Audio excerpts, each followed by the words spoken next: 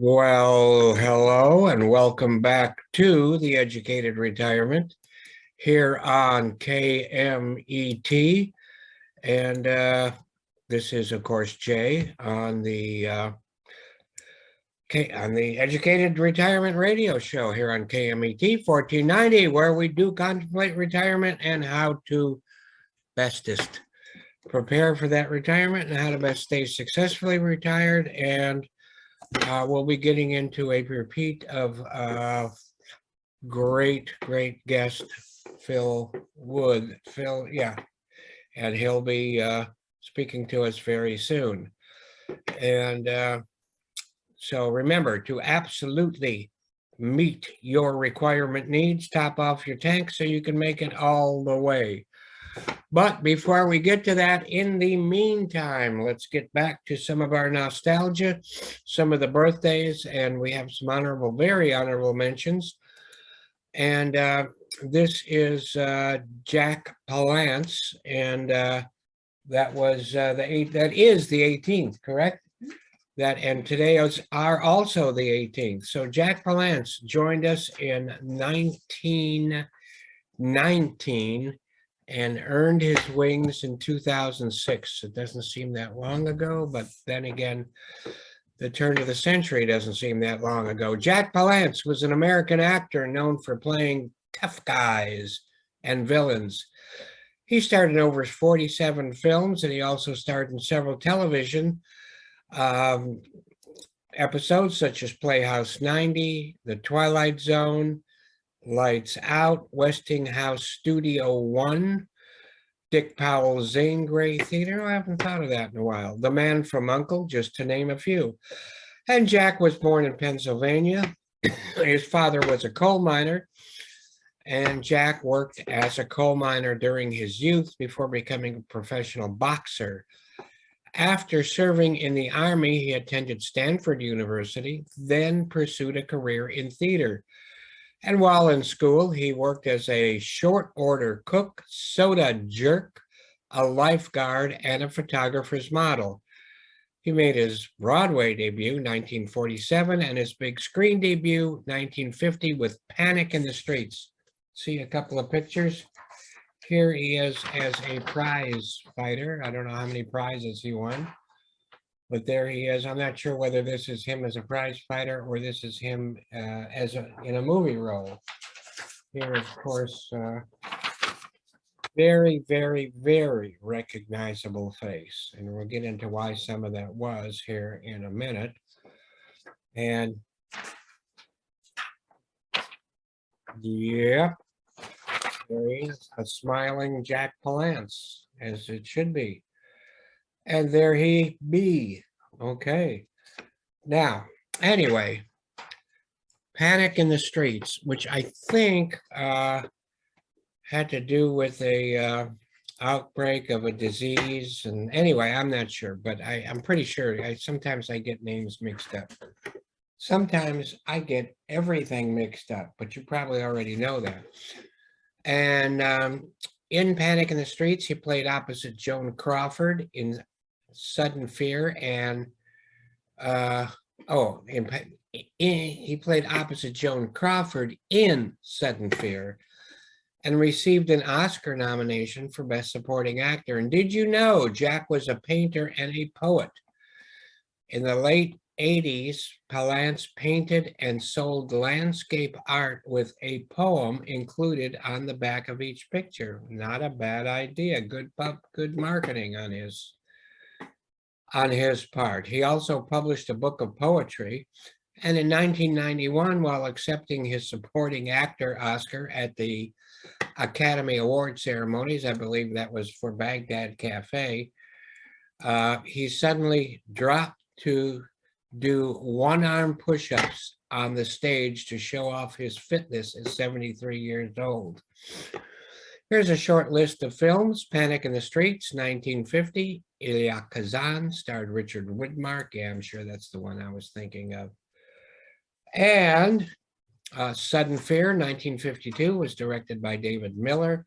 Starred Joan Crawford, Gloria Graham. Film nominated for 4 Oscars. 1 nomination for for Best Actor for Palance. Baghdad Cafe, 1987. Oh, here's The Sudden Fear.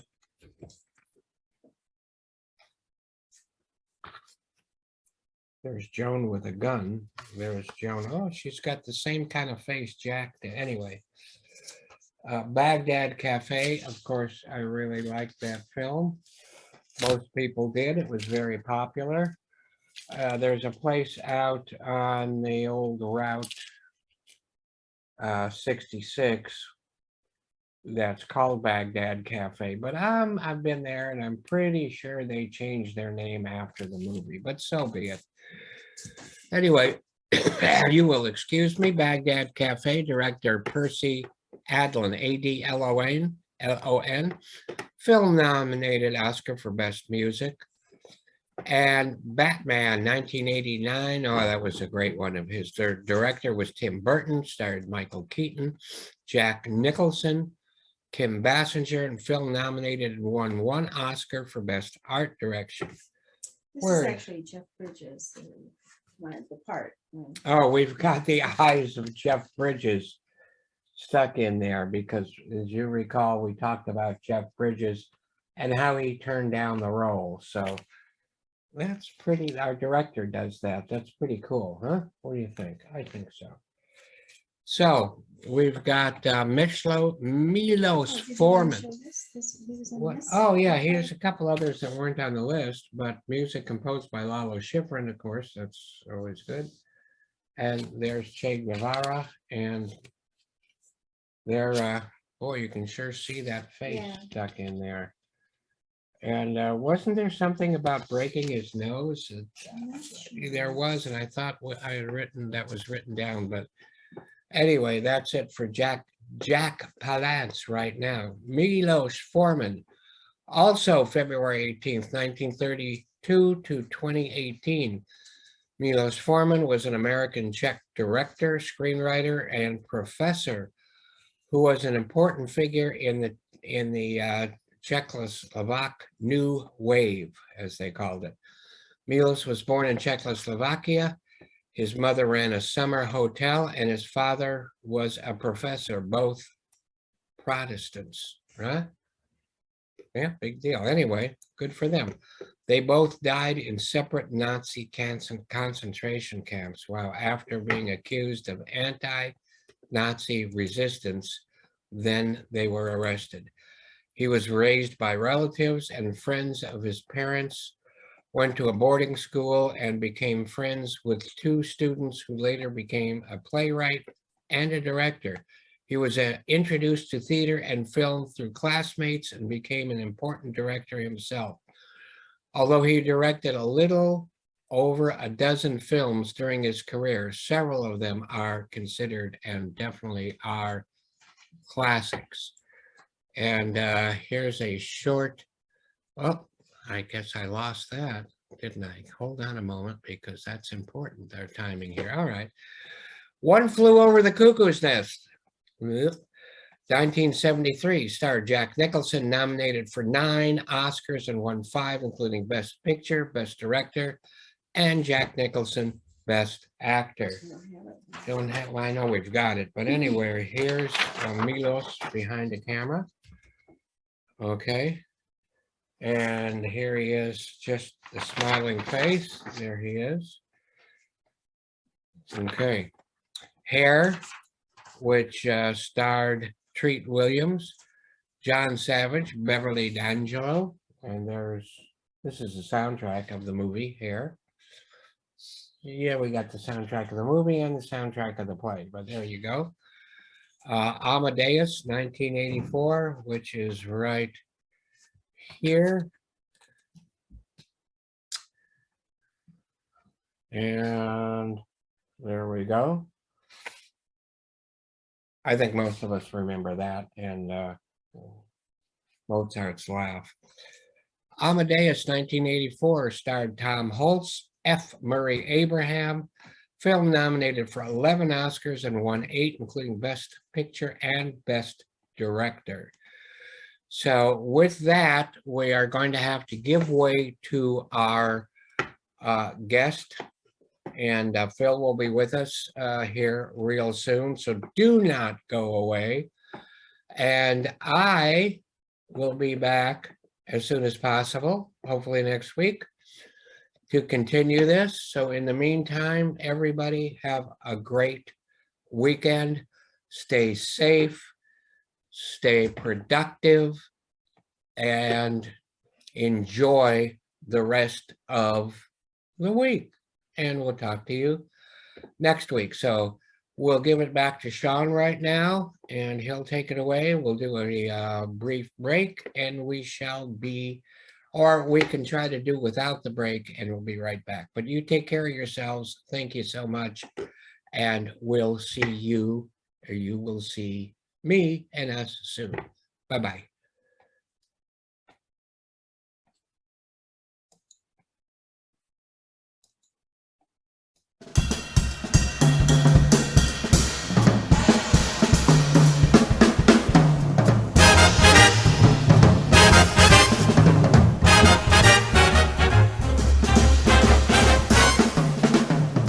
Phil is a repeat offender for this show or on this show, and we are so happy and honored to have him with us. And as you know, he is one of the greatest proponents of retirement income and retirement sustainability. So with that, let's introduce Phil. Well, we have, but let's let Phil introduce himself, and we go from there. So tell us a little bit about, I know your background and that good stuff. What I didn't know, though, was your saxophone playing. And that is wonderful. I was just listening to some John Coltrane before the show, because I picked up my maybe 35th copy of A Love Supreme, but this one sounds better than the other ones. And Coltrane is one of my favorite, not only, but I mean, he is one of them. And but yeah, enough of that. Maybe we'll have Phil back to play for us, right? Phil, what do you think? We might be able to do something like that in the future. I think that would be great. But since we're here to talk about finance, I guess, let's go ahead. So Phil, go ahead and give us your life story. Sure. Well, I actually going probably further back than we need to, but so the audience understands the saxophone reference. I played saxophone at a very young age. I think I started in the fifth grade or something like that. Yeah, and took to it right away. Took private lessons for a decade. Ended up being one of the top high school players in the United States. Became a music major. And a couple of years into being a music major, I was taking yet another, private lesson, and my sax teacher made the comment of how lucky he was that he had bought a house in Orange County in I want to say it must have been, he probably bought it in 1977. And if he hadn't have bought it, then he wouldn't be able to afford a house today because it had grown so much in value based on what he made as a professional saxophone player. And he was a union player, played at Disneyland all the time and various gigs around the Southern California area. And, I had some financial goals at a young age, and one of them was to own a house. And I thought, my God, why am I putting all this effort into something to where I won't be able to own a house? So I changed to my major to business and put it down for 15 years.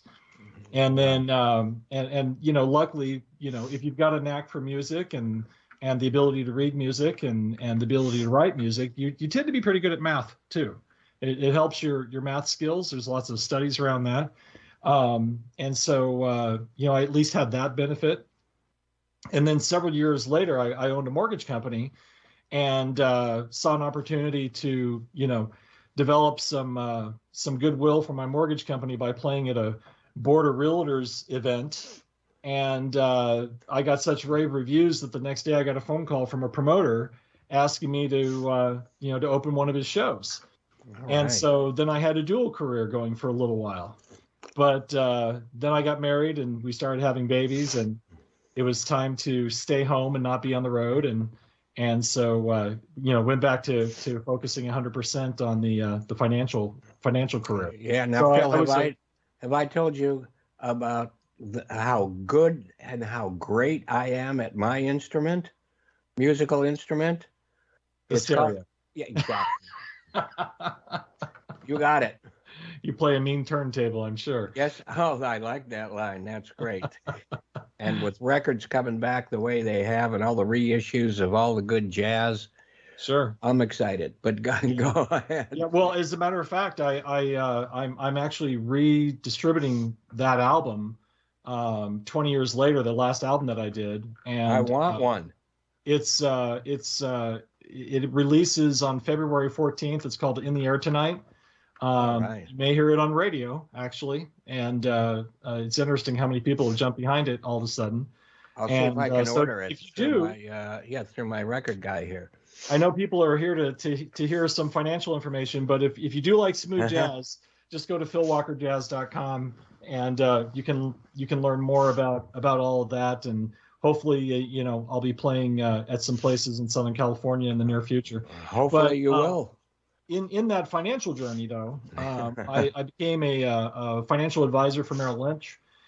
Spent some years there. Also spent some time at Morgan Stanley Smith Barney, and expanded my financial education beyond finance into investments and financial planning, and then made the transition to reverse mortgages over a dozen years ago, and it wasn't long before I got very much involved in the research side.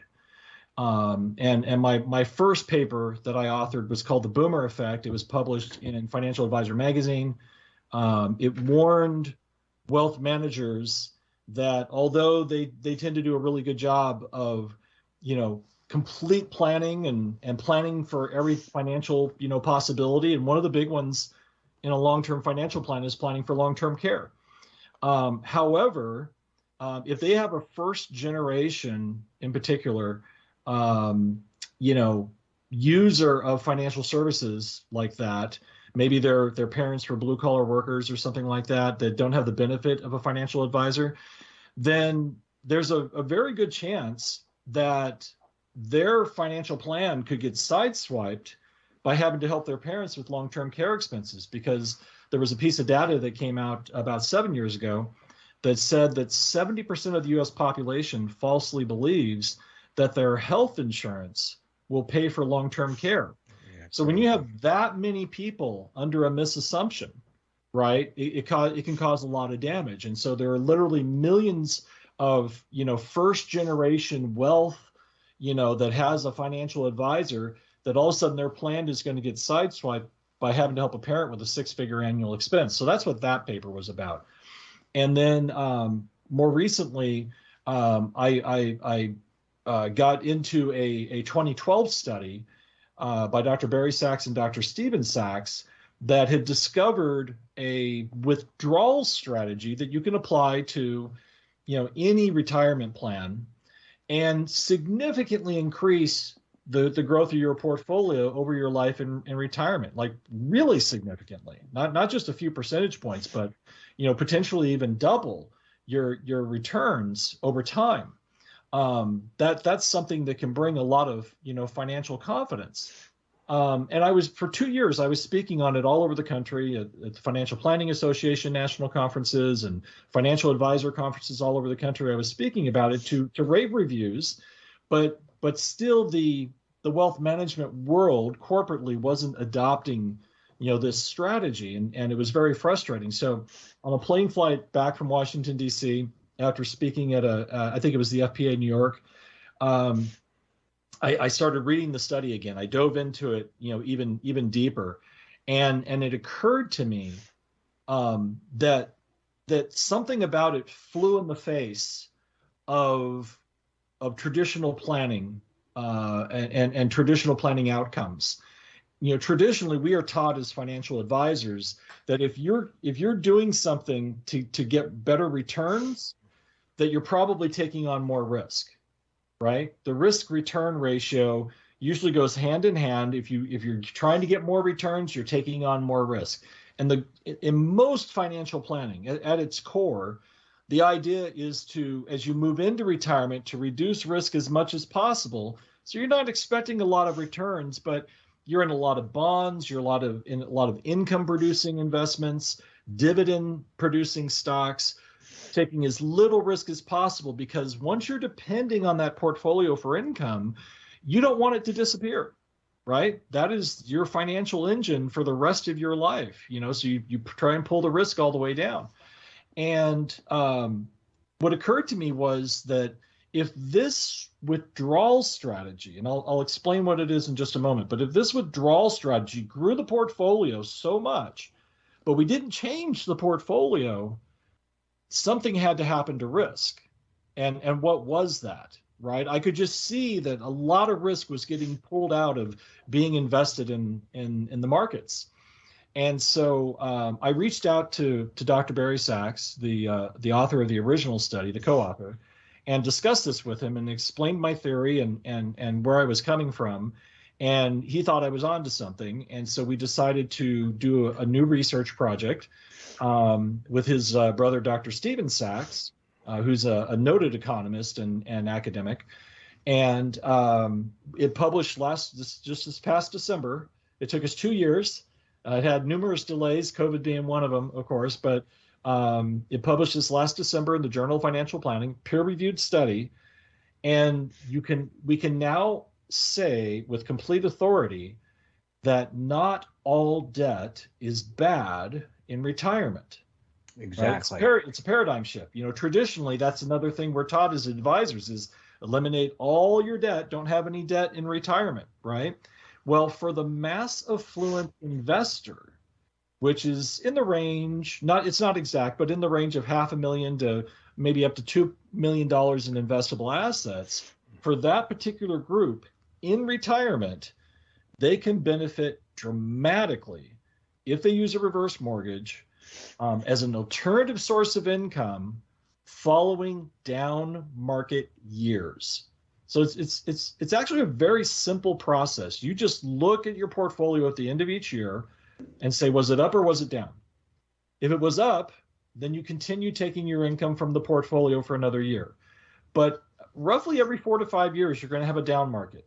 And following those down markets, leave the portfolio alone for a year and instead take your income from what we call a buffer asset in the study, right? Now that buffer asset for some people might be if they're an actor or a musician or something and they're getting royalty income, that the financial advisor is not in charge of, maybe they can use that as their buffer asset. Or if you're a big real estate investor and you have a lot of real estate income, maybe you can use that as an alternative source of income.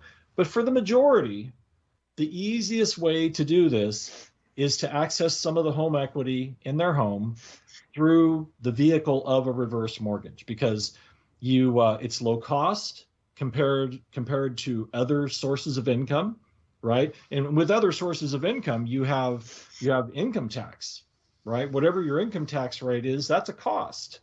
And with the reverse mortgage, yes, you have to pay some interest, but that interest is a lot lower than your income tax rate, right? So even if you have these other sources, have these other sources, it might be better to consider the reverse mortgage as your alternative source of income. And what you get by doing this is not only substantially more portfolio growth over time. And the reason you get that, by the way, is because following that down market, if you're still drawing money out as the portfolio is trying to rebound, it's like swimming upstream. You're making it harder for the portfolio to rebound. But if you leave as much money in the portfolio as possible during the rebound year, you get this compounding effect over time that has lots of benefit as you go out through retirement. And so, it's just astounding the added growth you get. But more importantly, what we found in the study was it reduces risk by 10 times. Wow. Not 10%, 10 times reduction in risk. And when you pull that much risk out, and it's basically volatility, it's your exposure or the impact of volatile markets on your portfolio. You reduce risk by that much. I'll tell you what you've also done. You reduce stress, right? You'll worry a whole lot less about your income in retirement for the rest of your life if you apply this strategy. And like I said, it's not just me saying it anymore, because now the study's gone through the scientific peer review process by the Bible of all journal financial planning, the Journal of Financial Planning. That's why we call it that. It's interesting because everyone in the last couple of years is talking about medical studies, right? And the study on COVID or the study on vaccines or whatever, and there's literally 1,000 medical journals that publish this information. There is one Bible of financial planning, and it's the Journal of Financial Planning. So went through a rigorous peer review process, and the results were so powerful that they not only published it, but normally they only publish to their members that are people that are, financial advisors that are actual FPA members. They made a public link so that everyone can access this study and learn from it. And to make it even easier, and Jay, I think I've sent you this link already. I wrote an article about the study. So if you don't want to go through a 20-page academic study, you can read the article that I wrote that just published last week in Advisor Perspectives. It's the largest financial advisor publication in the U.S. And there's an article there right now by myself that gives an overview of the results of the study. Now, the original article itself, I don't think is dry, okay? So I still would recommend reading the whole thing, and we'll give you a chance to make sure people know how to get it. I mean, other than through me. And but it's great to have a second article also to keep it fresh and to keep it in people's minds that don't want to go through something. Well, honestly, I mean, a lot of people in financial advisors, they're like, do I really want to commit the time to read a 20-page, study? But if they read the article first, they'll want to read the study. Yeah. And I think there's some in it about fiduciary relationships between financial planners and their clients, correct? Yeah, and this is actually being called by some the biggest finding in risk reduction since modern portfolio theory of 1952. Wow. And modern portfolio theory is where we discovered that the concepts of asset allocation, not putting all your eggs in one basket, having some in cash, some in stocks, some in bonds, and some in precious metals, for example, and then taking those individual assets as much as possible and reducing risk even further through diversification, right? So you put some of your stocks in industrial and some in tech and some in domestic and some in international and so forth. And you spread your risk. And if you do it right, a good financial advisor can do that and lower your risk and maintain your gains, right? So if you're not doing those fundamental things, you're taking on unnecessary risk. And we don't need that. 99% of the time when a financial advisor or a firm gets sued, it's because they were deemed to be taking on unnecessary risk with their clients' money, right? Well, now there's a third step in risk reduction, and it's adding a withdrawal strategy to your existing plan. You don't have to make any changes with your financial plan at all. You just add this withdrawal strategy, and it dramatically reduces risk and increases longevity of the portfolio even more. Wow, we need that. When I think of dollars in a portfolio, and I may have mentioned this on previous shows, each of those dollars is like a little person working for you. I kind of see them in the mine shaft, banging away at the walls. And if you lose those people, you're going to get less product out of that mine or whatever. So you need to keep as many of those little people working for you, or dollars working for you, as you can for as long as you can. Yeah, exactly. And advisors, one of the things they struggle with is when we have a big sell-off in the market, and we have that bad year, that year with a recession, which a lot of people are pointing to the end of this year, definitely by 2023 is probably the next recession. So it's coming up, and you want to get ready for it, and you want to get, your reverse mortgage in place and the credit line growing as soon as possible, because that's one of the unique features, is that these loans have the uniqueness of having a growing credit line, so you have access to more money in the future. And one of the struggles of being a financial advisor is when these down market comes, your clients start calling you in a panic, right? Should we sell? Oh, yeah. Should we sell? Should we sell? And you have to convince them, no, stay in there.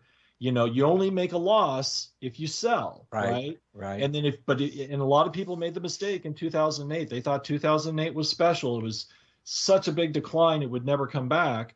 And of course, look at where record highs once again, all these years later. But if you sold in 2008, the market rebounded and you missed out on all that, right? So keeping financial advisors, one of their big objectives is to keep their clients invested for the long haul, right? Because even if there's a big sell-off, it's eventually going to come back. We're 200 years of the markets, it always has. Well, if instead of the client calling in a panic, they already have a plan instead of what happens in a down market, the phone conversation is completely different. It's, hey, John, is this the year we're probably going to draw from the reverse mortgage instead? Completely different conversation, and a lot less stress. Right. So less stress for the advisor, less stress for the retiree. I think we could all use less stress. No finger pointing when those things happen. You're protected so much better, and you've done a great job in bringing that out. Thank you for everyone. And I know that, like you said, 70% of the people don't think that long-term, or think that their Medicare is going to handle long-term care. And very few people have long-term care. And even if you do, and we're getting back now to a kind of not another subject, but another reason for people to be losing money out of their savings and portfolio is healthcare. And it's so important to have a backup for that healthcare, because we're living longer and longer. And as we do, we're definitely going to need help. Yeah. No So question I about it. don't give specific financial advice anymore, right? Because you can only do that for your actual clients. Right. And but what I can say is, for the people listening to this, get this research in front of your financial advisor as soon as possible, because it's going to take a few months probably for their compliance departments to approve it. It's a new strategy. It's the newest major risk reduction strategy since 1952. And so you want your firm behind it. Yes. And they're going to have to do their due diligence. This is brand new. Most of the advisory firms don't know about this yet, right? It just came out in December in the Journal of Financial Planning. So that's number one, is get it in the hands of your financial advisor as soon as possible. Number two is, there are a number of reasons, in addition to elongating your portfolio and reducing risk, that you should be looking at this. Number one, there's been a lot of talk this past year about safe withdrawal rates. And traditionally, the rule of thumb has been 4% is the magic number for most people. Now, that's an arbitrary number that was pulled out of an old study that applied to a specific person's situation. It's not a firm number to begin with, but because of increased longevity, and yes, I know we have the pandemic, and a lot of people we lost in the past year and a half. But for those of us still around, we still have a longevity problem when it comes to financial planning. We are going to be living longer, and you need to make sure you have enough money for that. So the financial planning world initially has said, well, our real only arrow in the quiver to do that is to lower the withdrawal rate from 4% to 3%. Now, that on the surface doesn't sound like a big deal. But if you lower your withdrawal rate from 4% to 3%, you just reduced your income by 25%. That's a chunk. That's a big chunk. Can you take a 25% pay cut and maintain your lifestyle? Probably not, right? So there's another reason is you might have to, your advisor might be talking to you in the near future about lowering your withdrawals and to make it last longer. This will help counter that, right? This will help grow your portfolio through those down markets and, at least coming out of them with much more growth and elongate your portfolio to offset the need to make it last longer. There's another reason, which is top of mind in the news right now, which is inflation. Right? No kidding. Now, there's a lot of confusion about inflation. You have to understand that the inflation number you hear out of the government, CPI, is missing a lot of stuff. It misses the majority of the inflation in gasoline prices, for example. And, gasoline prices go up, make the cost of all durable goods go up, and things like, your box of cereal in the store. If you pay really close attention to that box of cereal, in the last couple of months, it has gotten narrower. It looks the same sitting on the shelf, but front to back, it's gotten narrower. There's less cereal in there, and they're charging you the same price. Or the previous size box, they're charging you more. So your dollar is buying you less money. And when you put all the stuff back in that CPI leaves out, real inflation is running somewhere between 14 and 16%. Wow. Right? So you got to get 16% on your money just to break even. Wow. Just to break even. So yet another reason to look at employing this withdrawal strategy so that you can maintain, maybe even increase your lifestyle in retirement. For financial advisors that are listening, you may have a lot of clients that really aren't concerned about maintaining their lifestyle, but would they like some raises? Would you like to give yourself a raise every once in a while that you weren't planning before? This strategy could help do that too. Wow. Wow. And I know you give talks to financial planners and to financial planning associations, correct? Oh, yeah. Yeah. I the last couple of years, I think I've been averaging, well over 1,000, 2,000 financial advisors a year that I train. And it just keeps going up every year. Now, is there something specific that listeners can bring to their current financial planners to connect with you and your information?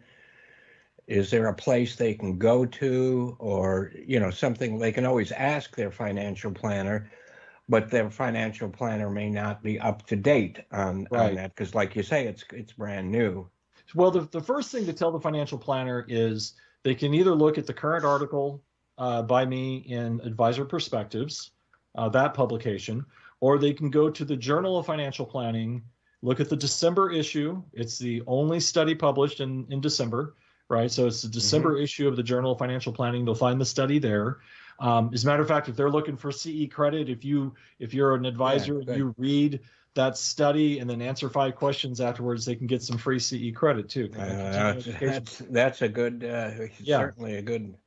So it'd be worth their time either way, right? They'll at least come away with some CE credit if they're a certified financial planner.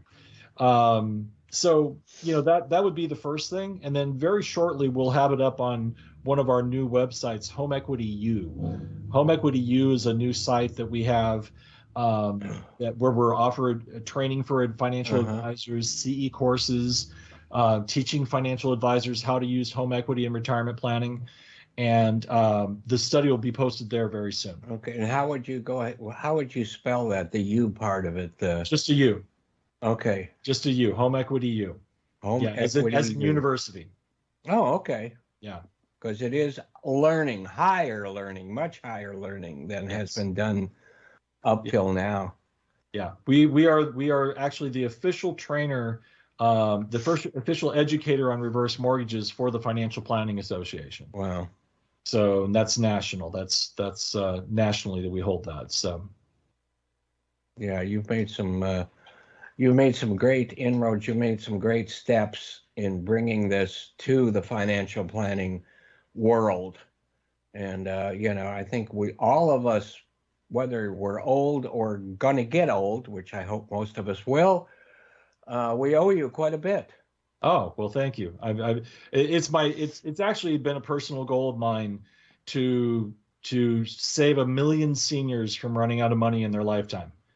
And this if we get enough people on, implementing this strategy, we'll easily achieve that, because Wow. we have a lot of folks in this country that are not set up well enough to make it all the way through life expectancy. So Exactly. And, I think most financial plans in the past, they've included, education for the kids, weddings maybe for your daughters, a lot of different things, retirement to some degree, but never, it seems like, things like healthcare and other items like that were never included. And Right. they must be included. And, having a way to handle that is so important. Well, in financial planning terms, there is a 70% chance you're going to need some form of long-term care in your lifetime. 70% chance. The only thing with a higher probability is death. Oh.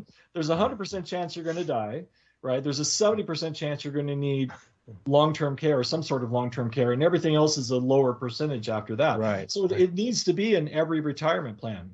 And Yeah. it's expensive. It's incredibly expensive. Or even in-home care, not healthcare, but in-home care, Right. is hugely expensive. Sure. You can easily pay 6 figures a year if you Yes. have full-time in-home care. Yeah. Yeah. And you're definitely going to pay 6 figures a year for nursing home care. And 22% of our population will end up in nursing homes at some point. Yeah. And, if you're in a nursing home, doesn't mean that's the end of the line. You could stay there quite a while. You want to stay there, or Right. it could be temporary. And the longer you stay there, the longer you stay alive and healthy enough to enjoy life, the more money it's going to cost. And, I hate to bring money into all of this quality of life, but you know what? It's there, and it has to be faced. Yeah, absolutely. And it has to be, figured in, factored in. I co-authored. I was the primary author also on a recommendation to Congress that we're hoping to present in the near future. Good. To help people use the home equity in their home to pay for long-term care. The concept is for the federal government to subsidize the closing cost of a reverse mortgage if it's being used to buy a single premium long-term care insurance policy. Just a one and done, supplemental long-term care insurance policy. And the concept, the benefit to the federal government and the taxpayer is, because subsidies usually think, oh, tax increases to pay for subsidies, right? Wow. Well, Medicaid, the Congressional Budget Office has been screaming for years that Medicaid is in trouble as the baby boomers start flooding nursing homes all over the country. No kidding. Right? Because they pay for 67% of all the nursing home patients in the United States. And it wasn't designed for that. The average Medicaid recipient in the program overall costs the government somewhere around $700-800 a month.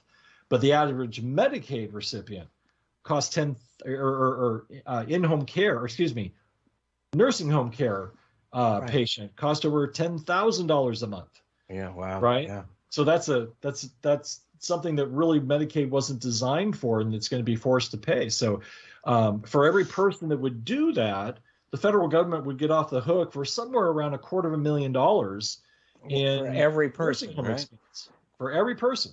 That's right? going to add up as we live longer and longer. That's wow. We estimated at the time we drafted it, we estimated that for every 1 million people we could get on a program like that, the federal government would save $400 billion. Oh, cool. And so, hopefully that's something we can, once the country is settled down a little bit, we can present on Capitol Hill.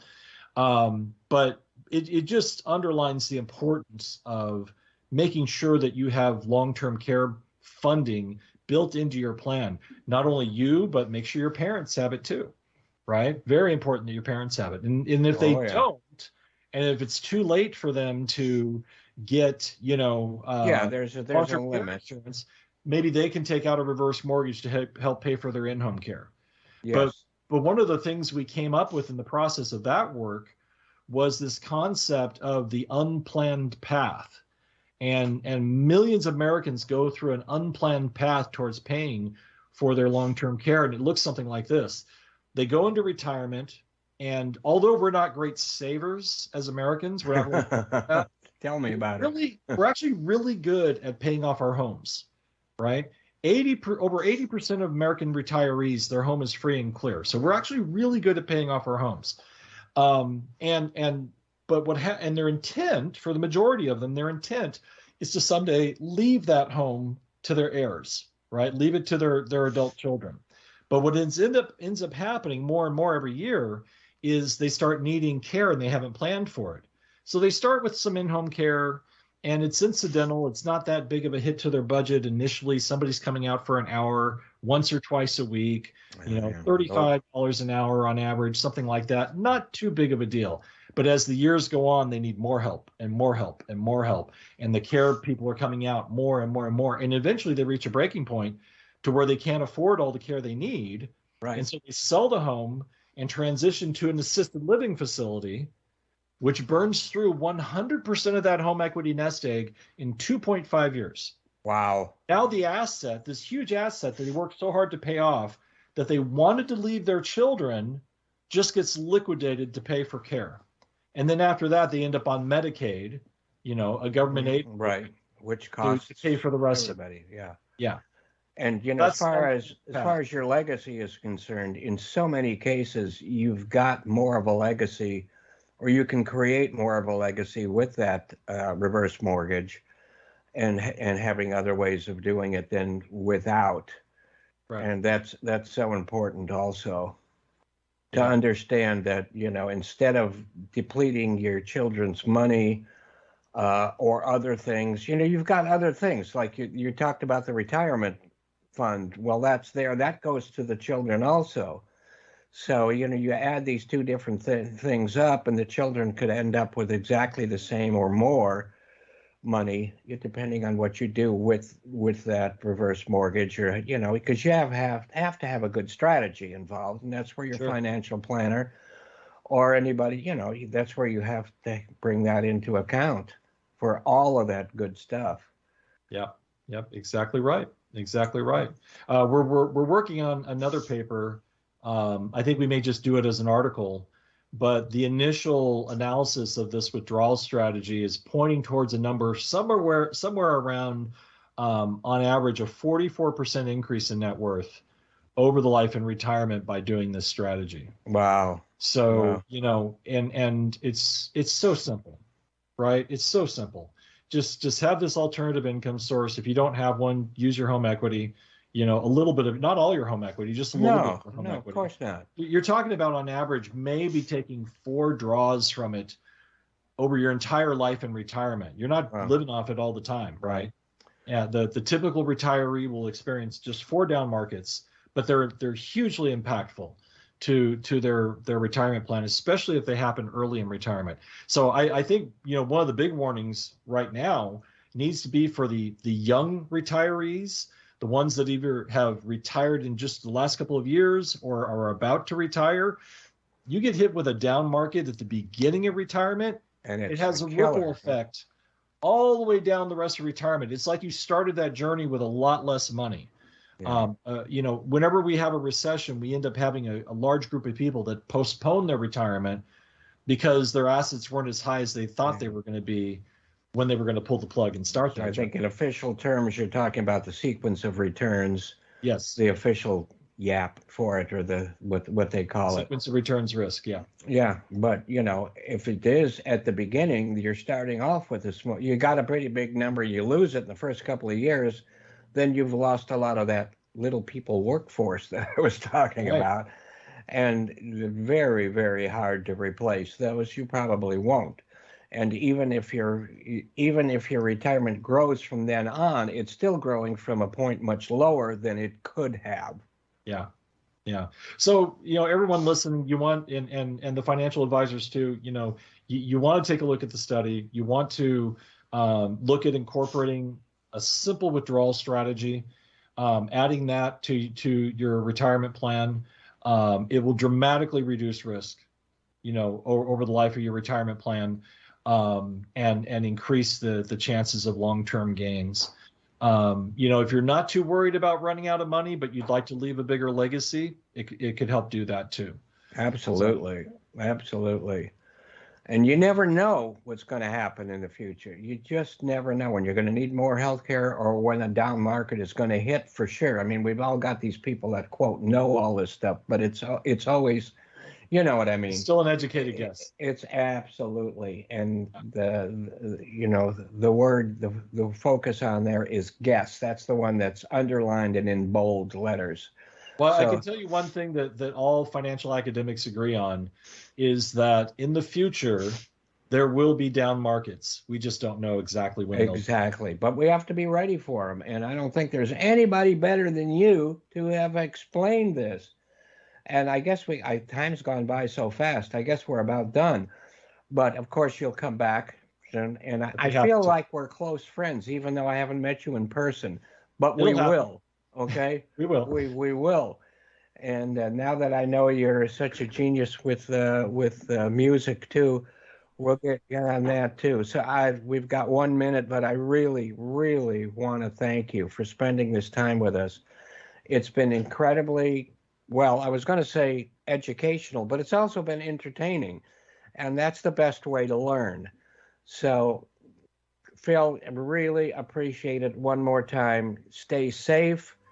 Have a great rest of the day, the weekend, whatever, until we talk again.